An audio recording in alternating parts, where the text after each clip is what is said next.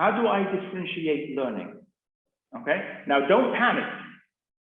Differentiated learning, okay, does not mean that you need an individual lesson plan for every student. So if you have 30 students, that does not mean you need 30 lesson plans. If you have 30 students, that does not mean you need 30 different exercises. Okay, don't worry about that. And at the same time, if you have high achievers and low level students, that does not mean you need to complicate tasks. And unfortunately, some teachers like to do that. They like to make things difficult because they want to be the hero. They want to be the Tarzan coming to the rescue of the students. This is difficult. You don't understand. I will help you. And you don't need to oversimplify things for those low-level students, just to help them do something. No, don't complicate things and don't oversimplify things. And never, ever tell your students to go and do it on their own, especially as a punishment.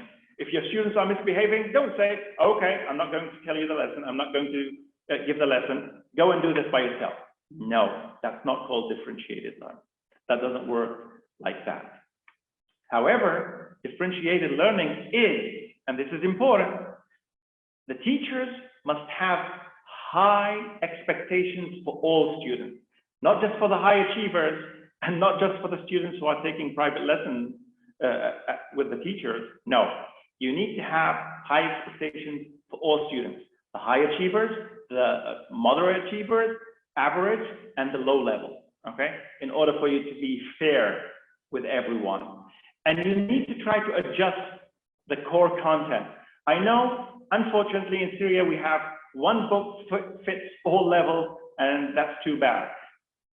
But that does not mean that you cannot rearrange and prioritize what's on the page.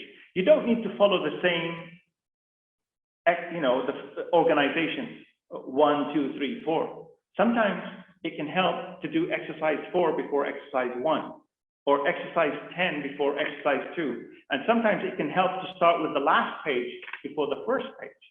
So you can do that. You have the freedom to do that. Okay? So adjust it in a way that is suitable for your students. Assign activities geared to different learning styles and interests. Okay? That means you can have multiple activities at the same time. It doesn't make any sense that 30 students are doing the same activity. Okay, everyone, let's do exercise 2. Fill in the gap. Choose the right word for the gap. Really? 30 students, high achievers, average achievers, low level achievers doing the same exercise? Doesn't work. Okay? So you need to assign various activities. So while one student is doing this activity or a group of students are doing this activity, another group is doing something else. Okay? And here is the important thing. When we were in the United States, when I was teacher training in the United States, providing future English language teachers who are going to teach ELA in American schools, one thing they used to do, and we used to encourage them, is that to provide students with choice. Okay? And this is called learner autonomy. Okay? It's like democracy, freedom. Learner autonomy, that means you have a number of things for the student. You could either choose to do reading, writing, listening, speaking, right? You can do either of these, or either of these 4 choices. It's up to you. Okay? It's not like, but unfortunately here, what Syrian English language teachers do is, okay, now we're going to do the reading, all of us. Now we're going to do the writing, all of us. Now we're going to do the listening, all of us. Now we're going to do the grammar, all of us. No, that's bad. That's called bad teaching. Okay? Unfortunately. But again, it's not the teacher's fault. Okay? So let me do this. So my suggestions, one is to structure your lessons so that activities have more open-ended possibilities. Remember, we're talking about classes with mixed ability students, students that are high achievers, moderate achievers, low achievers, okay? So you have students who finish quickly, students who need more time, and students who barely finish or never finish. So what do I do? You don't want we don't want some students just sitting around doing nothing or chatting, and you don't want other students feeling worried and anxious because they can't finish. You don't want that in your classroom. So the first thing that you need to do is structure your lesson so that the activities have more open-ended possibilities. What does that mean? For example, you can put your class into small groups and suggest an activity such as write as many sentences about a certain topic, okay? Don't say write 4 sentences. You have 10 minutes. If you say write 5 sentences in 10 minutes, the high achievers are going to write 5 sentences in 1 minute, and they're going to sit around for 9 minutes. The moderate achievers are going to write 5 sentences in 5 minutes and waste 5 extra minutes doing nothing. And the low achievers might never finish. So what do? We say, write as many sentences. And what we do here is that the high achievers will keep writing. They might write 10, 20, 30. And the low achievers, even if they write 4 or 2 sentences, that's okay, because the activity requires them to write as many sentences as possible. So it might be 1 sentence or 2 sentences, okay? So that means they won't feel under challenged. The second thing is create ongoing activities. And now this is very important. Again, this is one of the activities that we used to use in the American classroom.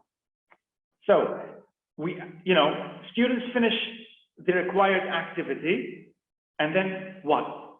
That's it. Here, unfortunately, what does the teacher do? Okay, if you finish, pack your books. 5 minutes left. Why should I pack my books? Okay, so what do? We have something called an ongoing activity. Like you might ask students to start writing a short story, a journal, or something creative, okay? So if you have like 5 minutes, some students have finished, other students haven't finished. Okay, students who have finished, take out your journal and continue what we began doing last week. Now here, the high achievers still have something to do, okay? And the low achievers won't worry about it. Again, number 3, use level-specific material. What does that mean? That means you can have the same exercise for the students, but presented in a different way, okay? So it would be presented in a challenging way for the high achievers and in a more flexible way for the low achievers, okay? Without losing confidence. For example, you can ask, if you're doing a dialogue, you can ask the high achievers to come up with the whole dialogue. Put them in pairs and say, you have to come up with the whole dialogue, okay? But when it comes to low achievers, weaker students, you can actually give them the script of the dialogue. However, you mix the sentences, and you can tell them that they need to rearrange the sentences to come up with a dialogue. So now both or all the students are working on the same task, but with different approaches. One is more difficult than the other, okay? Now, the fourth thing is that you need to communicate equally with the whole class. What does that mean? And I think many of us have experienced this, where teachers usually like a student, favor a student, and they keep picking that student to give the answer. Could be the student could be the son or daughter of another teacher, or the student could be one of those private lesson students, right?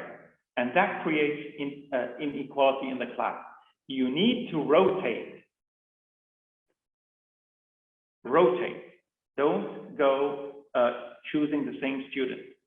Or as I call it, organized randomization. That means you already have in your head a certain order that you're going to go around the class. But for the students, it seems random because they don't know who you are going to pick, but you already know. And that way, you keep students on alert. Is he going to pick me? Is she going to pick me? Right? So students pay attention. And remember, make sure that you value every single contribution to the class, no matter what it is. The ratio is 1 to 5. So for every 1 negative thing you say to the student, you need to counteract with 5 positive things that you mention to the students. That way you would keep them motivated.